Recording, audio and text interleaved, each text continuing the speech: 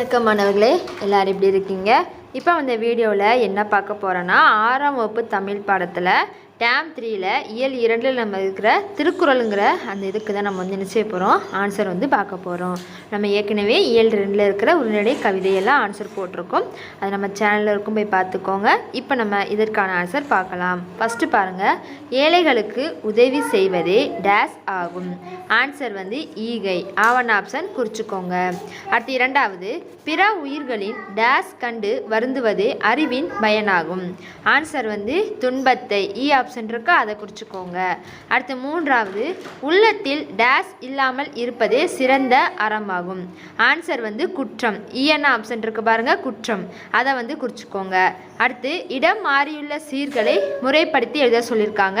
அந்த சீர்கள் எல்லாம் மாறி மாறி இருக்குது. நம்ம என்ன செய்யணும், அதை ரீஅரேஞ்ச் பண்ணணும். ஃபஸ்ட்டுக்கான இது நமக்கு 3வது குறள் கொடுத்துருக்காங்களா, அந்த குறள் படி எழுதிக்கோங்க. ரெண்டாவதுக்கு நமக்கு 7வது குறள் கொடுத்துருக்காங்க பார்த்தீங்களா, அந்த 7வது குறள் இருக்கிறதா அந்த குறளை தான் நமக்கு மாற்றி கொடுத்துருக்காங்க. நீங்கள் என்ன செஞ்சுக்கோங்க, அதை பார்த்து மாற்றி எழுதிக்கோங்க. ஃபஸ்ட்டுக்கு 3வது குறள், செகண்டுக்கு 7வது குறள். அடுத்து நம்ம குருவினாக்கான ஆன்சர்ஸ்லாம் பார்க்கலாம். ஃபஸ்ட்டு 2 குருவினாவும் 39ஆம் பக்கம் இருக்குது. ரெண்டாவது குருவினா 38ஆம் பக்கம் இருக்குது. 39ஆம் பக்கம் எடுத்துக்கோங்க. அதில் 6வது குறளுக்கு கீழே ஒரு 2 லைன் கொடுத்துருக்காங்க பாருங்கள். அந்த 2 லைனுமே குறிச்சிக்கோங்க. முதல் கொஸ்டின்கான ஆன்சர், பிற உயிரின் துன்பத்தையும் சொல்லி ஸ்டார்ட் ஆகுதா, அதிலிருந்து அறிவால் எந்த பயனும் இல்லை இருக்கா, அது வரை குறிச்சிக்கோங்க. முதல் கொஸ்டினுக்கான ஆன்சர். அடுத்து 2வது கொஸ்டினும் நமக்கு அதே பேஜில் தான் இருக்குது, பார்க்கலாம். பாருங்கள், 8வது குறள் கொடுத்துருக்காங்க பாருங்கள். 8வது குறள் கீழே இருக்கிற அந்த 2 லைன் குறிச்சிக்கோங்க. தம்பிடம் இருப்பவற்றின்னு சொல்லி ஸ்டார்ட் ஆகுதா, அதிலிருந்து கூறப்படும் அறங்களில் சிறந்தது, அது வரைக்கும் குறிச்சிக்கோங்க. 2வது கொஸ்டினுக்கான ஆன்சர். அடுத்து 3வது கொஸ்டின் இதுக்கு முன்னாடி பேஜில் இருக்குது பாருங்கள்.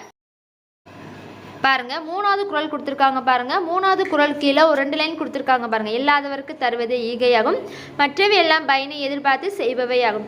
அந்த 2 லைனை குறிச்சிக்கோங்க. நமக்கு 3வது கொஸ்டினுக்கான ஆன்சர். அடுத்து பாருங்கள், நமக்கு ஒரு ஒரு ஒரு கதை மாதிரி கொடுத்து அந்த கதைக்கு பொருத்தமான குறள் கேட்டிருக்காங்க.